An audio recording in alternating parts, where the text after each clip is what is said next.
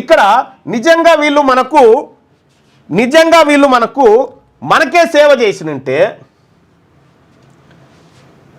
ఇగో వీళ్ళు 10 ఏళ్లలో మనకు సేవ చేస్తే మన ఆస్తులు పెరగాలి కదా, వీళ్ళ ఆస్తులు ఎట్లా పెరిగినాయి?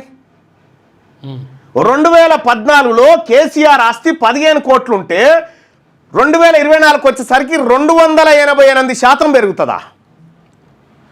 ఇక్కడ కేటీఆర్ ఆస్తి 2014లో 4,32,00,000 ఉంటే 2024 కల్లా 1,134% పెరిగింది ఆయన ఆస్తి.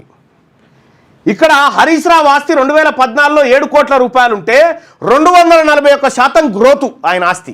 100%. ఇక కవిత ఆస్తి 6 కోట్ల రూపాయలు ఉంటే 2014లో 2024 వచ్చేసరికి 543% పెరిగింది గ్రోత్. మరి నిజంగా వీళ్ళు మనకు సేవ చేస్తే మన ఆస్తి పెరగాలి కదా, వీళ్ళ ఆస్తులు ఎట్లా పెరిగినాయి? రేవంత్ రెడ్డి ఆస్తులు ఎట్లా పెరిగినాయి? కిషన్ రెడ్డి ఆస్తులు ఎట్లా పెరిగినాయి? ఎట్లా పెరిగినాయి ఈ ఆస్తులన్నీ?